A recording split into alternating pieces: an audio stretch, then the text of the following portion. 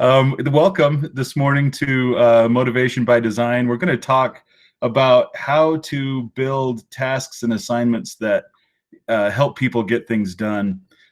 This is something that I've thought a lot about, and Shane mentioned that I've been teaching at BYU for the last 12 years in the Marriott School. And management communications is an important part of work life, and so we're going to talk quite a bit about some tips and secrets behind composing great communications in the business setting. Let's dive in here. Oh wait, I've got a couple of announcements before we do that. First, if you would like to see these slides, if you'd like to get a hold of them, there's a tiny URL there that will let you do it. The way these Google Meets work, that's not a live link, so you'll have to jot it down, but hopefully it's not too long to jot down. Just tinyurl.com y35kd9xm. And then also, if you are in need of closed captioning services, Google does provide voice recognition closed captioning. Here's how you do it. You just put your cursor down to the bottom of the page there. The little toolbar will jump up, and then you just click the turn on captions. And it's not perfect, but it will grab what I'm saying, and as long as I'm saying it clearly, which is maybe no guarantee, but as long as I'm saying it somewhat clearly, it'll pick it up. It's a pretty good captioning service. Also, you may hear a dog barking in the background. That's my dog, Theo, and he's being kind of noisy today, so my apologies if that becomes distracting. I wanted to let you know about the next couple of off-the-shelf trainings that we have coming up. In 2 weeks, JJ Acker will present using stretch assignments to unleash employee talent. It's a perfect topic to build on what we talk about today. Mark your calendars for November 4th, same time, 10 a.m. We will send out a link to take a look at that. I'm sorry, we'll send out a link so you can register for that with the survey that we send out at the end of the meeting. Then 2 weeks after that, 4 weeks from now, Dr. Dan Chase will present Abraham Lincoln's leadership legacy. Dan did his doctoral dissertation on this very topic. And in fact, he's trapped right now. He's en route to Gettysburg, where he will be presenting on this topic again. He goes out there multiple times per year and is really an expert on Abraham Lincoln and his leadership styles. So you don't want to miss that one. Mark your calendar for November 18th, 10 a.m. And again, we'll have links to that in the survey that we send out. Just a quick reminder, Shane just mentioned this, we are recording this, so if you don't want to be seen in the recording, then just mute your mic and maybe turn off your camera. We'd like to send this out to everybody when we're done so that you can review at your leisure. So we are recording it, and we're archiving it, and we'll put it up on our YouTube page when we're done with it. So just fair warning. All right, that's me. The reason that I put this slide, oops, I haven't even gone to the slide. There we go. The reason I put this slide up here is because I want you to see my email address, rsmurdoch@utah.gov. If you have any comments or questions, or if you'd like to further discuss this, if you'd like to push back in any way, feel free to send me an email. The way that we're doing these with the audience is pretty big. So we have to do streaming services for most of you. Some of you are in the actual meet room, but interacting is very difficult. And I prefer to interact with people when we're having discussions about stuff. I hate to be the only one talking.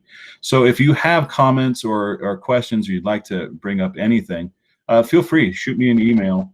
I'd love to chat with you. Okay, let's talk about what we're doing here today. This is kind of a breakdown of the topics that we'll kind of go through. We'll start with principles of behavior design and motivation, and then we'll talk about some tips for creating assignments and task breakdowns. And most of this stuff is going to come from scholarly sources. We'll also talk about how to use design as an element of effective communication. In other words, we're going to start thinking about how our messages look as much as what's in the message. And there's some reasons for that. We'll talk about that as we go forward. But let's start with this quote. People are more creative and productive when their inner work lives are positive. That's the key phrase right there, inner work lives. We'll talk about that for a few minutes here. And then the quote goes on to define what inner work lives are. When they feel happy, are intrinsically motivated by the work itself, and have positive perceptions of their colleagues and the organization. Moreover, in those positive states, people are more committed to the work and more collegial towards those around them. There are a lot to unpack here. Our inner work lives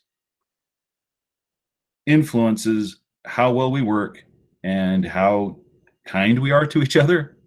Interesting. This is taken from an article in the Harvard Business Review. If you get the slideshow, there's a link there that you can use to go check out the article. We'll send these slides out to you. You don't have to go there now, but we'll send them out to you. In other words, workers are more creative and productive when their inner work life is positive. And again, that means they are happy, they like what they do, and they like the people around them, and they like who they're doing it for. Let's think about that for just a minute. Managers, leaders, and coworkers who want their folks to be productive can help create an environment that makes it more likely by encouraging happiness, meaningful work, and relationships between coworkers and relationships between workers and their organization. We do things better when we like the stuff around us. I mean, that's not a secret. But it isn't something we really think much about as leaders in the workforce. We don't really think much about how am I helping my people be happy? And in fact, there's not much we really can do to affect someone's happiness. It's really not, I mean, that's not our role to make someone else happy. It never has been. That's called codependence, I think. But when we really think about it, when we are tied to something that we think is meaningful, or when we're tied to an organization that we think is doing great work, we tend to work harder for that organization. We tend to work harder on that project. We tend to put more into it. Let's say, maybe not work harder. Maybe that's the wrong word. Maybe it's we put more into it. We put more of ourselves into it. And when we do that, we feel happy. At least a lot of the time. I think a great example of an organization whose folks really do buy into its mission. I worked for UDOT for 12 years, and I remember the very first time I went to it was a church meeting of some kind. I sat down and I introduced myself, and I told everybody I worked for UDOT. And there was a guy at the organ, and he started playing a funeral dirge, and everybody laughed. I laughed too. It was a funny joke. But the traveling public thinks of UDOT as orange barrels and slowing down traffic. But if you're inside UDOT, you know that all other DOTs look to UDOT as a guiding light. UDOT is known as an innovative and progressive DOT and the envy of other DOTs. And it's a great place to work with proud people who do great work. And that's the type of organizations we're talking about, where we feel like we are doing something for other people. When we can buy into the mission of an organization, we tend to do our best work. All right, so the idea here is that we find a way to create meaningful work. I think we need to define this a little bit, meaningful work. Now, I can't define it for really any of you. You're going to have to define this for yourself. But let's take just a minute. I'm going to give you like 10 seconds to really think about this. What is meaningful work to you as an individual? What does it mean when your work is meaningful? Define that for yourself. And if you want to jot it down on a piece of paper or type it into this doc or whatever, please do. What is meaningful work for you?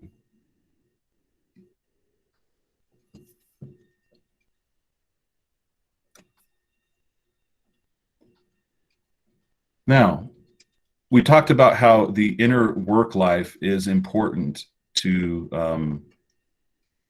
good, solid performance. And really, it is kind of a feedback loop. We'll call it the progress loop.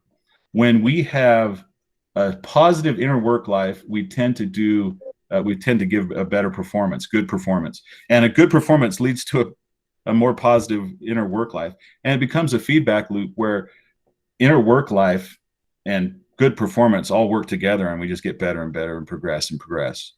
And that's exactly what we want for the people that work for us or work with us. We want continual, even if it's incremental improvement. That's what we want. And there's two things we can extrapolate from this idea that inner work life affects performance.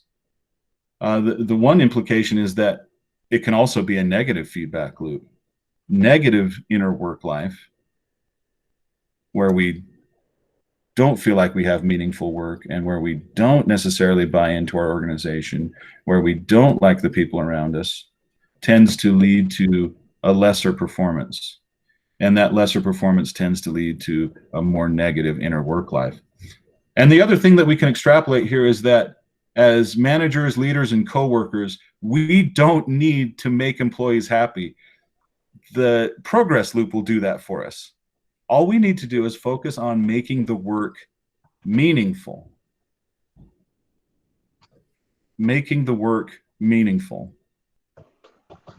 That will help make employees feel motivated and happy. As long as we are showing basic respect and consideration, we can just focus on supporting the work itself, and that will deal with all of the psychological stuff. I mean, yeah, of course, there's psychological issues that come outside of work, and we can be there to support with that as well to some degree. But if we focus on making the work meaningful for our employees, that progress loop will help us build performance. All right, I need to show you a model that kind of goes along with this. Actually, before I do that, let's talk about our schedules. Because if we're talking about meaningful work, one of the things that we need to focus on is finding a time every day where everybody we work with, the people that we supervise, our coworkers, ourselves, find time in our schedule to work towards what we would think of as meaningful work. So you've defined meaningful work for yourself. Now think through your weekly schedule. Do you have time every day where you're doing something that you think is meaningful? Now, meaningful doesn't mean huge and grandiose. It just means I'm working towards a higher goal or something that I value. Have you got time in your schedule every day where you are doing that? If not, it's time to reevaluate our schedules. We all have, I mean, we schedule ourselves to various degrees. There are some that schedule from 5 a.m. to 10 p.m. The calendar is completely full. If you're one of those people where you can't slip another 10 minutes in to work on meaningful things, maybe you should look at what's already on the calendar and decide whether or not any of those things are meaningful work. My guess is you'll find that you are working towards meaningful things because humans tend to gravitate towards that. And if you were in the session that we did 6 weeks ago, or maybe it's 5 weeks ago, that I led about distance work, we learned that people tend to drop off things that are not important to them, especially when they're working from a distance and don't have someone looking over their shoulder. And so check your calendar. Make sure that you've got at least a little bit of time every day to work on something that you think of as meaningful. And if you're a manager or supervisor, make sure that your employees are also finding time every day to work on something meaningful. It will mean a lot to how they feel about their jobs. It'll mean a lot about their performance. So find some time every day. All right, let's talk about the Fogg behavior model. This is really just BJ Fogg, who works at Stanford University. He came up with this really simple idea, and I think it's great for helping people accomplish things. So if we're looking to build tasks and assignments that will get things done, this is one way to start. Okay, so behavior, we've got an equation here. It's really a function of a function of motivation and ability. Behavior is a function of motivation and ability. And we're going to define ability as there on the left of this of the line there, the x-axis, something that's hard to do as opposed to something that's easy to do. And then motivation, of course, is low motivation as opposed to high motivation. There's one more element to this function. So behavior is motivation, ability, and a prompt. And we'll call that line that just popped up there, we'll call that the action line. So everything on the left and below that line are things that we aren't going to do. We either don't have the ability or we don't have the motivation. So the stuff on this side of the line, it won't, we're not going to do it. We're adults, we get to choose what we do, right? If we want to get people to do something that maybe they wouldn't do otherwise, we somehow have to make it land over here. If they don't have much motivation to do something and we want them to do it, we have to make it really easy for them. That line indicates a prompt. Basically, a prompt can be anything that would trigger you to do the action that we want you to do. It could be as easy as just asking for it. A lot of times that's what it is. Let's imagine that we've got an employee, we're going to give them an assignment, and we realize that it's the first time they'll be doing something like this, and so we've made it fairly easy for them. We put it right here. Now, the way that this model works is that we can build our motivation through baby steps, build our motivation and our ability through baby steps. So the first time we do it, we've made whoever's designed the task for us has made it fairly easy, and so we're successful. We do it, and the next time we do it, it's a little bit easier, and we're a little bit more motivated to do it.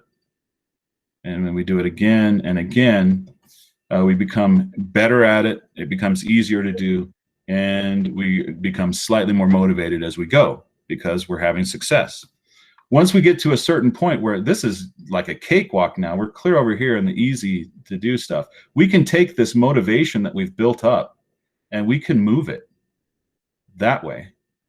So now we can introduce something that's a little bit harder that's related, and because our motivation's a little higher, we'll do it. And we'll do it again and again and again. And then we can start to baby step walk people into high motivation and doing things that are very difficult. This is it's called Tiny Steps, and I think it's called Baby Steps Motivation. It's BJ Fogg. Go look it up. He's kind of the foremost expert on this type of thing. The good news here is that even these tiny little small wins that we're talking about, going from this to this, they can boost the inner work life tremendously. They really can. Many of the progress events are the research participants from the article I referenced earlier reported that they made only minor steps forward in the things that they're progressing towards, but even those minor steps really evoked outsized positive reactions. So even a tiny little bit, an incremental improvement on a project will add to that inner work life, that adds to performance, that adds to motivation. All of it works together. We have to find a way to be working on meaningful work and then progressing towards a goal in that meaningful work. So much of the time when we give assignments out to folks, we tend to just kind of vaguely say what we want and then leave it at that. Let me just give you a way to give an assignment that has a couple of subtle things that will change the way the assignment works so that it is working towards these baby steps that we're talking about and building up motivation and confidence and ability. Really, this is, I mean, if you were to think about it, this is really just practice. This is what we call practice. If we are a wide receiver, we're running our routes, and then we get a slightly more complicated playbook and we're running those, and that's what we're doing. We're just practicing. So let's look at a way to give a meaningful assignment that might be helpful to you, hopefully. All right, this is just an assignment that I've been given over the last couple of months. And I'm just going to break it down for you.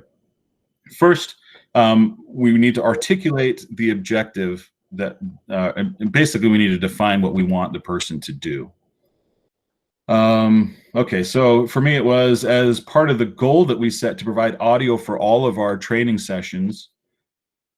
And then here comes the specific assignment to me. Rick, would you record a voiceover track for this particular module in our training? That's the specific assignment. Notice it has my name, and it has basically, I mean, you could think of it as kind of a polite command. Record a voiceover track for one of these things, right? Okay, so that's the specific assignment. And then we try to break that assignment down into digestible chunks. Now, this is not necessarily something that we have to do as the person giving the assignment. This is something that the assignee can do for themselves. But it's great to kind of give some suggestions, or at least lead them that way. You'll probably need to test the recording gear, find a quiet spot, so on and so forth. And what's happened here is that we're going to give a small list of steps that the person will need to take in order to accomplish the overall specific assignment. We also will build in follow-up and a deadline of some kind. So something like report how it's going in our Tuesday meeting, or plan to report how it's going on our Tuesday meeting. And then finally, it needs to be recorded. So ask, will you add this project to our team assignment tracker? Now, what I've done here is I've laid out a couple of specific sentences because I want to show you what type of sentences we're using here. This is where I'm about to go full grammar on you, so please forgive me for that. But I think it's important because the type of sentence that we use, it says something about what we're asking from our folks. You may remember this from 10th grade English class. It's called, these types of sentences are in moods. You remember moods, the moods of sentences? If you don't, that's fine. I don't remember them from 10th grade English either. I remember them from much later. But they are the three moods that we're using here in this example are indicative sentences, imperative sentences, and subjunctive sentences. Let me define that for you really quickly. Indicative sentences are statements of fact. Imperative sentences are commands. And subjunctive sentences are suppositions, are kind of wishy-washy thoughts. That's maybe not the best way to describe them, but I think that gets the point across. So let's look at each of these sentences as we go through this assignment, and let's assign a mood to them, and then let's talk about what that mood might mean. First of all, in the articulated objective, we're just stating fact. We set a goal to provide audio for all of our training. So that's just an indicative sentence. I'm just going to state the fact. In the next one, this is basically a command. Rick, would you record a voiceover track for this module? So we're going to call that imperative. Imperative sentences are when we ask somebody to do something, or when we actually tell somebody to do something. Now, the way that this one's phrased with the would you softens it just a little bit, doesn't it?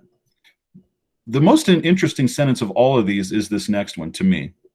You'll probably need to, and that word probably turns this sentence into a subjunctive sentence. What that does is it is less of a command and more of a, all right, it's your job to figure this part out. You come up with broken down digestible chunks that you can follow up on. And then finally, two more imperative sentences, and it's important that these are imperative. Report how it's going in our Tuesday meeting. That's a command. Do this. You will need to report on Tuesday. And then finally, we need to record this, so you will add this to our team assignment tracker.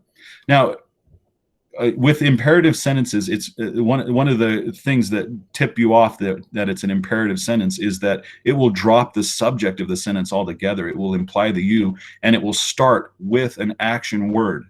Report, add, test, record. That's a great way to help people remember what they need to do. If you use the right action word, in this case, it's report, and add, then they know immediately what they need to do from the sentence itself. If this were written out as an email, these two sentences would be really important. They become easier to remember. They become easier to digest. You don't have to dig to find out what you're being asked to do. I'm being asked to add the project to the team assignment tracker. I'm being asked to report how it's going into our Tuesday meeting. And then with the word probably, I get to kind of play with this. Okay? So building meaningful assignments have these elements. They state some sort of objective. Then they give the assignment. They leave some autonomy in the assignment for the person doing the assignment. And then they insist on follow-up and recording.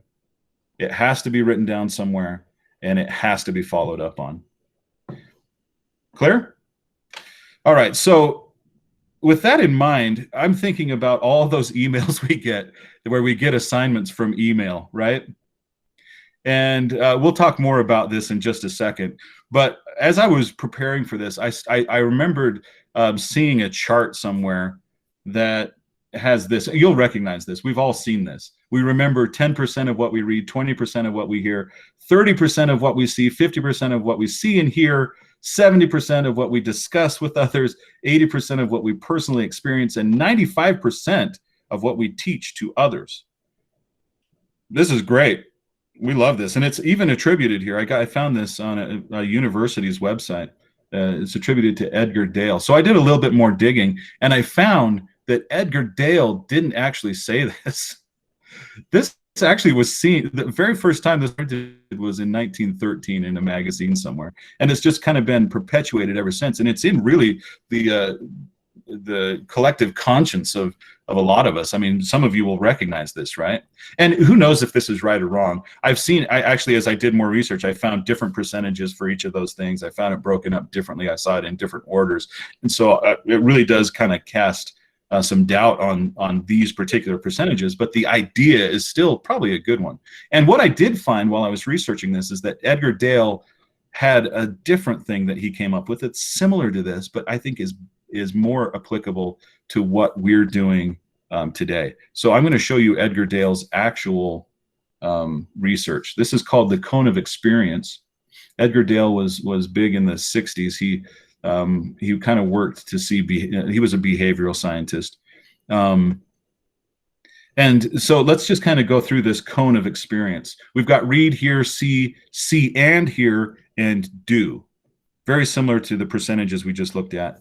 But instead of giving percentages, he shows us what we're able to do with a message that comes in these forms. So if we read or hear something, we're able to list, explain, and describe that thing. List, explain, and describe. So in other words, if we read something or hear something, we can retain it and we can talk it back to people. If we are able to see and also see and hear at the same time, then we are able to demonstrate, apply, and practice. So now we go from the abstract of listing, explaining, describing to the practical of demonstrating, applying, and practicing. And then finally, if we do it, then we're able to analyze, create, and evaluate. For most of our assignments, when we're giving assignments, especially new assignments that people have not done before, we want to probably live here, because what we're asking people to do is demonstrate, apply, and practice. That's what we're asking people to do. So when we give our assignments, they probably ought to be in the range of see and hear instead of just read or hear. Now, this is a challenge in some ways. And really, once they've done the assignment, then they move into the do area and they can analyze, create, and evaluate what they've done. Makes perfect sense to me. I think it's a great model. We've got to figure out a way to let people see and hear what we want them to do. And so with that in mind, we need to start thinking about how we're designing our messages. How can we take them from reading or hearing and move them into see and hear? I have here an example of an email. Let's just imagine, and you don't need to read this, it's mostly nonsense, but let's imagine this email is in your inbox and you've just opened it and you're looking at it. Do you want to read this email? As it stands right now, I will say I don't want to read it. And if I don't have to read this email, I'm not going to. And even if I do read this, how likely is it that I will retain much of what I've read here? How likely is it that I even make it all the way through the email? What if the author of this email has buried some critical information in that fourth paragraph? I mean, the whole point of sending an email is to share information. And this is what I'm looking at here is just blocks of gray. There's a better way to do this. And I want to show you what it is. But let me introduce a concept first. This is called the Zoom rubric, and this is what we use in our management communications classes to evaluate writing. It's a systematic way to evaluate our writing, or I guess our writing, or if somebody asks us to evaluate theirs, we could use it for that as well. We've been conditioned to think that content is ultimately the most important thing of our message, and in some ways, I guess it is. But content is, it is the message that matters. The content is the most important part of the message. But when we think about communication, what we're doing is we're disseminating information, like writing and speaking, and we're collecting information, like reading and listening. But there's really a fifth element that permeates all of these things: reading, listening, writing, and speaking. There's a fifth element that goes with those things, and that element is design. The way the message is presented, what it looks like, how it's organized, all of that works together with the actual content of the message to create a complete message. In other words, how it looks, how it's organized will depend on whether or not the person that you're trying to disseminate the information to actually gets the information. There's really four pieces to this. The first one is, we'll call it the 10-foot view. It's the design itself of the message. And the second piece is, we'll call the 5-foot view, is the organization of the message. And then finally, at the 2-foot view, as we're zooming in on this document, we get to the content area. And then the last thing we look at the 1-foot view, is style. Let me show you what I mean by that. Oh, before I do that, let me just mention this. The reason that we think that design is so important to our messages is that our brains look for patterns. They look for easy to identify and recognize patterns. In fact, if you think about it, our ancestors wandering through the bush, when they would come upon a tree with fruit on it, they would eat the fruit, and then they would look at the pattern and shape of the leaves, so that if they ever came upon that type of tree again, they would know that it was a good source of food, and that at certain times of the year they could come back, and if they were there at the right time, they'd find food. We are programmed to notice patterns. We're programmed to notice symmetrical and asymmetrical things. We're programmed to notice the things that stick out. And so when there's the fruit right there, as we come back at the right time of year to find the figs. So when we're looking at this email, this is the same email I just showed you. When we're looking at this email, there is nothing that works as a pattern to help us come back to it and find the fruit. There is nothing there that helps us. But I'm going to take that same email and I'm going to redesign it to look like this. Now, I'm looking at the first email, the kind of gray block one, and there's a couple things I can extrapolate. I can see who it's from, marketing executive. I'm sorry, it's marketing research assistant. And I can see that the subject is fall clothesline promotion. And I don't know what fall clotheslines are. I assume it's either maybe clothing lines, or perhaps it's the wires that we hang clothes on to let them dry. I don't know. And if I don't dig into the message itself, and I'm not likely to do that because I'm a busy person and it's from marketing research assistant, I'm not going to read it. But if I see the second message, the one that's here on the right, immediately I see a logo and I see a couple of dresses, and now the clothesline makes more sense to me. It's probably a clothing line, a fall clothing line, and I can skim through this. There's two headings.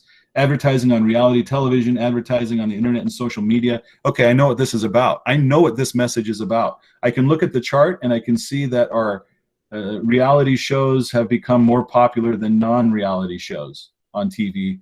And now I know that if we're going to advertise our fall clothes lines, our fall clothing lines, then we're going to want to advertise on reality TV. I know all of that about that message without reading a single word of it.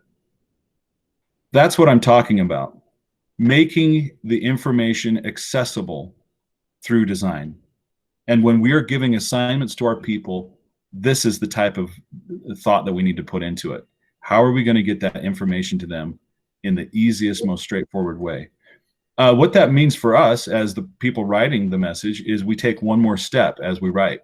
We write with the idea that we are designing for optimal information gathering. All right, so let's take a look at this 10-foot, 5-foot, 2-foot, and 1-foot view and kind of go through that. At the 10-foot view, we can really see the design of it. And a lot of times the design is what will hook our audience. If it is designed in a way that we don't want to look at it and don't want to read it, adults will make the choice not to, especially if they're busy and have other things to do.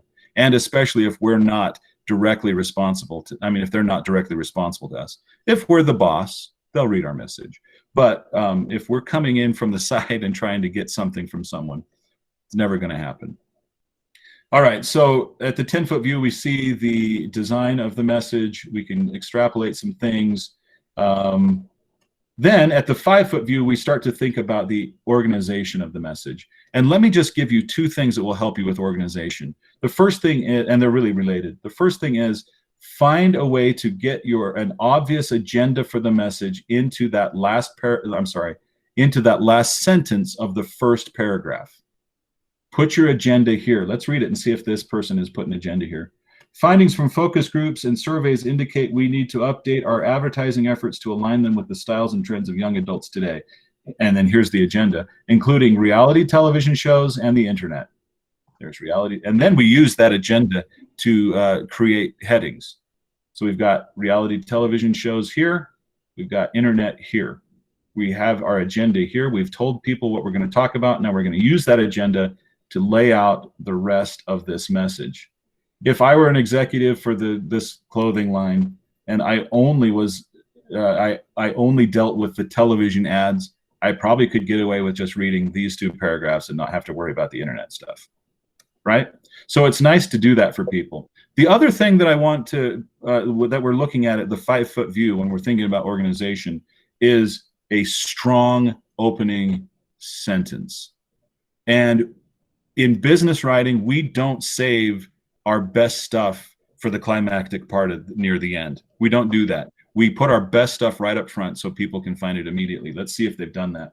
Marketing research and analysis shows we need to reprioritize and change the proposed advertising media for the new fall lines. Yeah, that is exactly what this message is about. I know everything about this message from that one sentence. Our opening sentence should do that for people.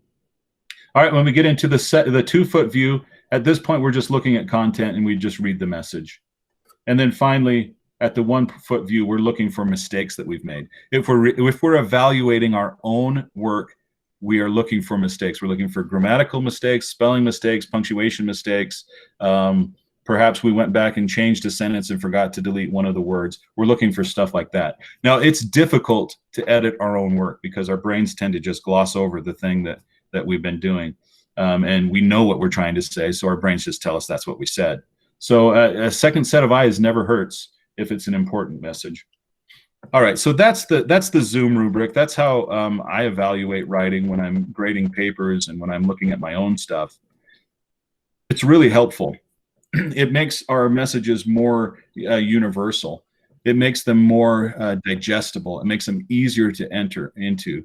And the great thing about that is when you've done that for someone and you've made it really easy for them to get the information that you're trying to give them, they appreciate it, they notice it, and they think of you as a great communicator. All wins all the way around. All right, moving on. Let's get back to talking about progress and setbacks. with progress, we have several things that are kind of catalysts. And let me just run through them. And I'll do it by asking some questions. These are questions that you can find in that HBR article I referenced earlier. This is just something you can ask yourself after you've given an assignment. Questions about the assignment. Did the team have clear short and long-term goals for meaningful work?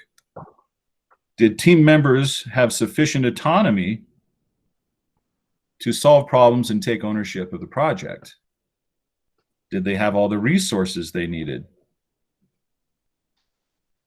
Did they have enough time to focus on that assignment? Or did they have enough time to focus on something that was meaningful to them? Did I give them the help that they needed when they requested it or when I noticed that they needed it? Did we discuss the lessons that we've learned from these projects? And did I allow ideas to flow freely?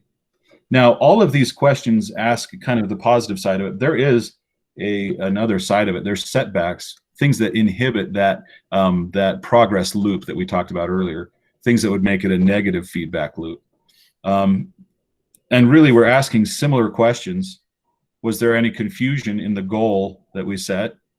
Were team members overly constrained in their ability to solve their own problems and take ownership?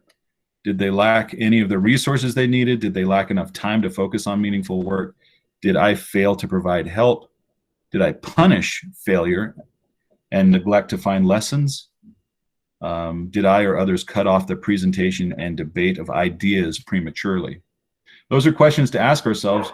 Are we inhibiting or setting back our teams in some way? These questions are not meant to be punishment. We have to kind of get that out of our heads that we're punishing adults, employees. Yeah, sure, there's times when we need to do corrective action, sure.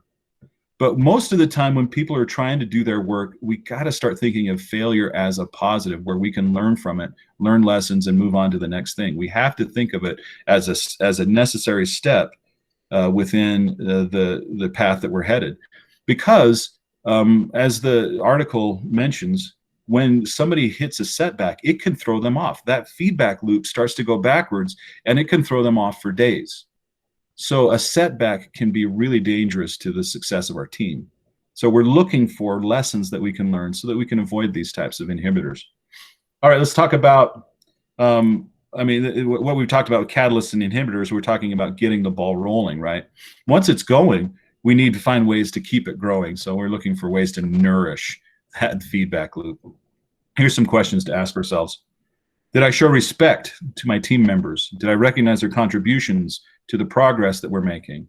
Did I recognize their ideas? Did I treat them as trusted professionals? Did I encourage team members who faced difficult challenges? Did I support team members who had a personal or professional problem? And is there a sense of personal and professional affiliation and camaraderie within our team? If we can answer yes to all those things, then we're doing it right. There is another side to them, of course, and that is the questions we could ask is, did I disrespect any members of my team? Did I discourage them in any way? Did I neglect them when they needed help? Is there tension or antagonism in our team? All right, let me show you just one last thing here. This is it's a screen grab of a spreadsheet that I created for that same assignment that we talked through earlier. This is something that you can have. There's a live link here at the bottom of the slide. When you get those slides, you can go there and you can make a copy of this and adjust it to whatever your needs are.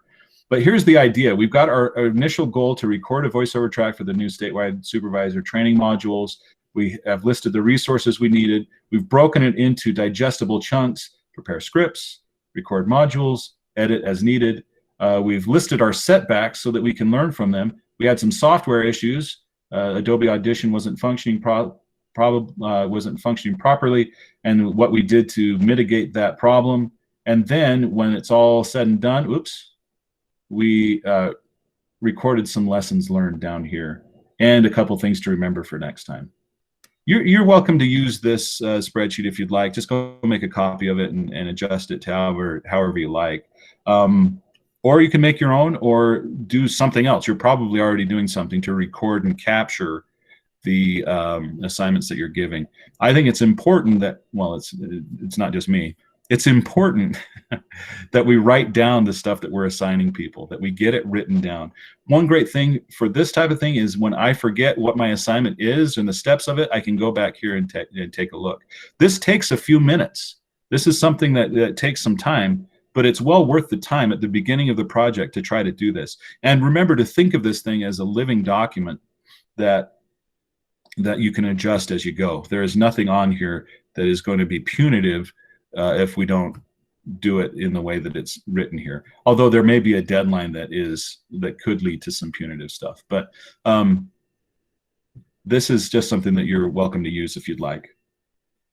All right, let's talk through, just kind of as a recap, what we've talked about today. We're about ready to be done here. The recap really is this. Oh, it's gone. It's not on my list. My slide disappeared. Let me read the recap to you. Happiness is incremental improvement, and little effort goes a long way in helping employees improve their inner work lives. The second takeaway, communication is partly strategic design. Communication is partly design.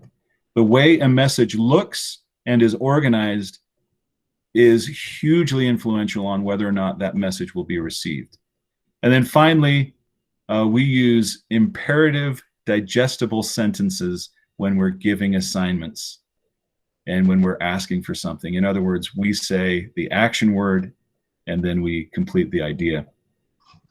Record this goal in our spreadsheet, that type of thing.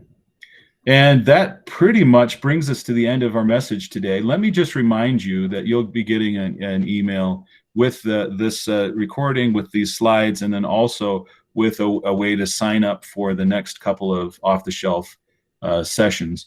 The next one is on November 4th at 10 a.m. using stretch assignments to unleash employee talent, presented by J.J. Acker. You can see there what we'll be going through. What is a stretch assignment, when to use it, when not to use it, advantages and disadvantages, and how to structure them.